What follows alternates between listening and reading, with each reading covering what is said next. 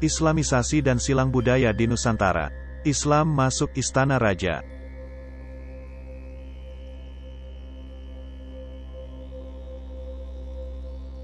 Sejak awal kedatangan Islam, Pulau Sumatera termasuk daerah pertama dan terpenting dalam pengembangan agama Islam di Indonesia.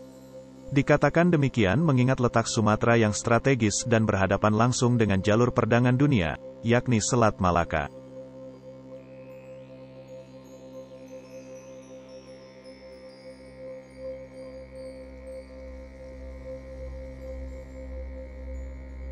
Berdasarkan catatan Tom Pires, dalam Suma Oriental, tahun 1512 sampai tahun 1515, dikatakan bahwa di Sumatera, terutama di sepanjang pesisir Selat Malaka dan pesisir barat Sumatera terdapat banyak kerajaan Islam, baik yang besar maupun yang kecil.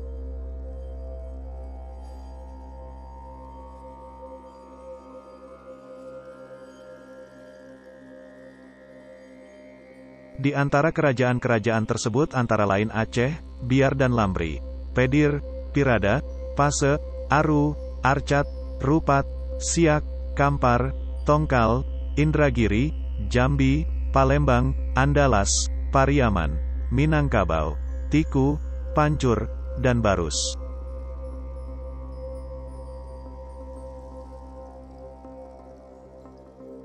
Menurut Tom Pires, kerajaan-kerajaan tersebut ada yang sedang mengalami pertumbuhan, ada pula yang sedang mengalami perkembangan, dan ada pula yang sedang mengalami keruntuhannya.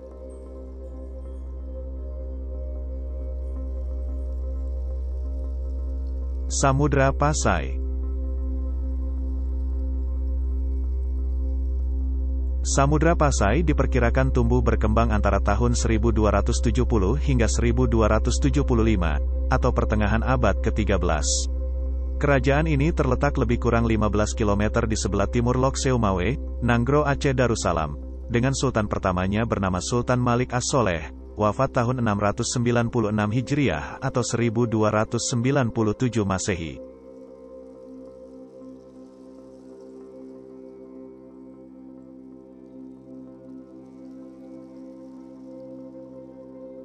Dalam kitab Sejarah Melayu dan Hikayat Raja-Raja Pasai diceritakan bahwa Sultan Malik As-Soleh sebelumnya hanya seorang kepala gampong samudra bernama Mara Silu.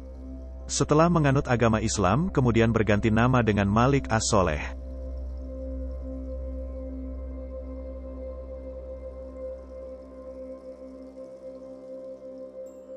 Berikut ini merupakan urutan para raja-raja yang memerintah di Kesultanan Samudra Pasai. Sultan Malik As-Soleh, 696 Hijriah, 1297 Masehi. Sultan Muhammad Malik Zahir, tahun 1297 sampai tahun 1326.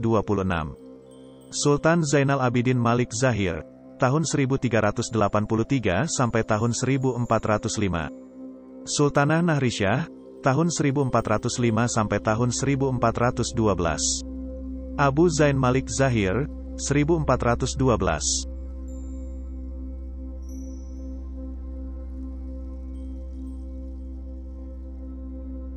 Pada masa pemerintahan Sultan Malik As-Soleh, kerajaan Pasai mempunyai hubungan dengan negara Cina.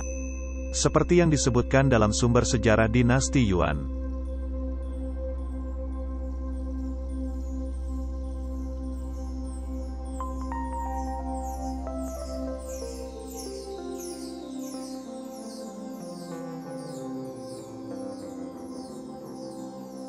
Pada 1282 duta Cina bertemu dengan Menteri Kerajaan Sumatera di Kuilan yang meminta agar Raja Sumatera mengirimkan dutanya ke Cina.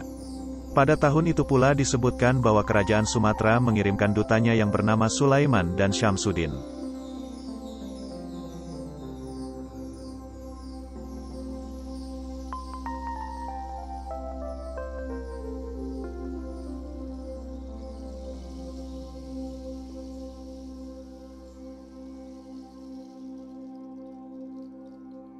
Menurut Tom Pires, Kesultanan Samudra Pasai mencapai puncaknya pada awal abad ke-16. Kesultanan itu mengalami kemajuan di berbagai bidang kehidupan seperti politik, ekonomi, pemerintahan, keagamaan, dan terutama ekonomi perdagangan.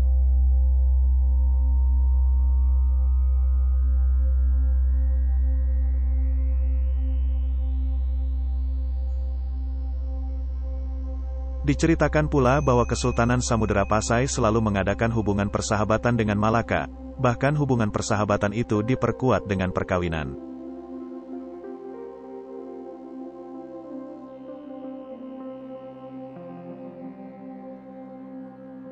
Para pedagang yang pernah mengunjungi Pasai berasal dari berbagai negara seperti Rumi, Turki, Arab, Persia, Iran, Gujarat, Keling, Bengal, Melayu, Jawa, Siam, Kedah, dan Pegu. Sementara barang komoditas yang diperdagangkan adalah lada, sutera, dan kapur barus.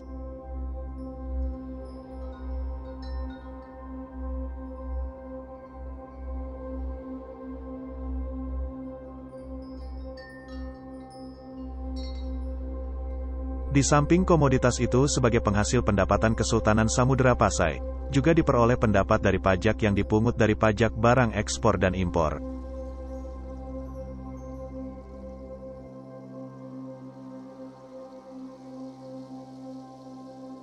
Dalam sumber-sumber sejarah juga dijelaskan, bahwa Kesultanan Samudera Pasai telah menggunakan mata uang seperti uang kecil yang disebut dengan seitis. Uang kecil itu ada yang terbuat dari emas dan ada pula yang terbuat dari dramas.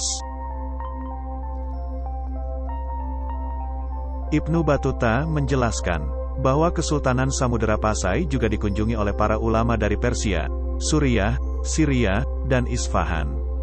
Dalam catatan Ibnu Battuta disebutkan bahwa Sultan Samudera Pasai sangat taat terhadap agama Islam yang bermazhab Syafi'i. Sultan selalu dikelilingi oleh para ahli teologi Islam.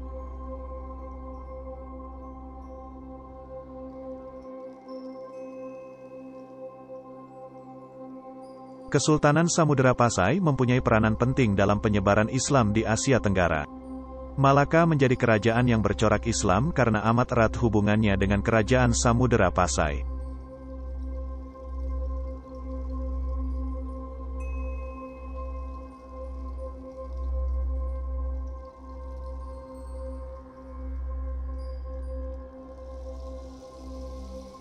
Hubungan tersebut semakin erat dengan diadakannya pernikahan antara putra-putri Sultan dari Pasai dan Malaka sehingga pada awal abad 15 atau sekitar 1414 Masehi tumbuhlah Kesultanan Islam Malaka, yang dimulai dengan pemerintahan Parameswara.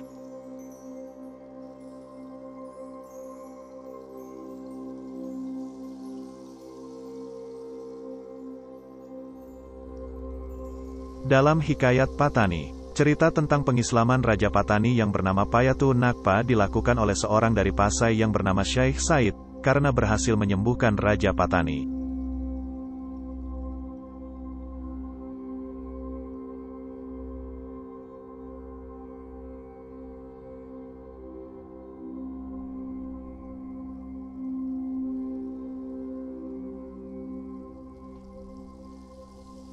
Pada masa pemerintahan Sultan Mudafar Shah juga datang lagi seorang ulama dari Pasai yang bernama Syekh Safiuddin yang atas perintah raja ia mendirikan masjid untuk orang-orang muslim di Patani.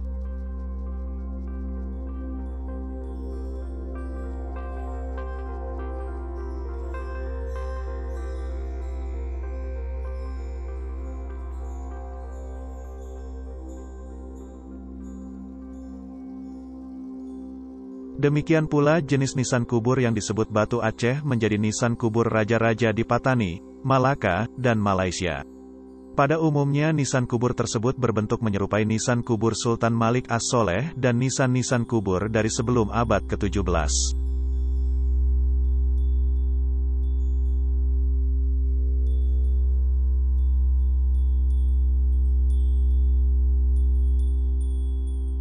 Dilihat dari kesamaan jenis batu serta cara penulisan dan huruf-huruf bahkan dengan cara pengisian ayat-ayat Al-Quran dan nuansa kesufiannya.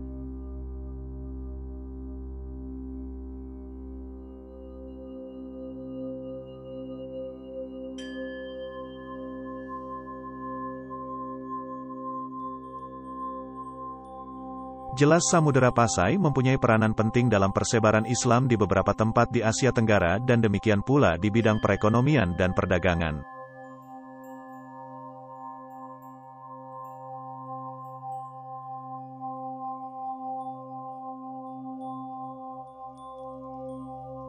Namun, Sejak Portugis menguasai Malaka pada 1511 dan meluaskan kekuasaannya, maka kerajaan Islam Samudera Pasai mulai dikuasai sejak 1521.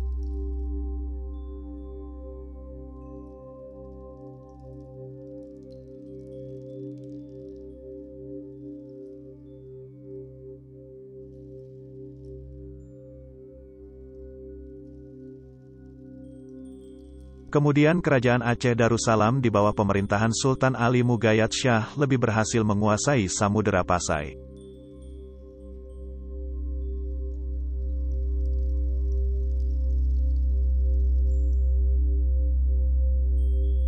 Kerajaan-kerajaan Islam yang terletak di pesisir seperti Aru, Kedir, dan lainnya lambat laun berada di bawah kekuasaan kerajaan Islam Aceh Darussalam yang sejak abad ke-16 makin mengalami perkembangan politik, ekonomi perdagangan, kebudayaan dan keagamaan.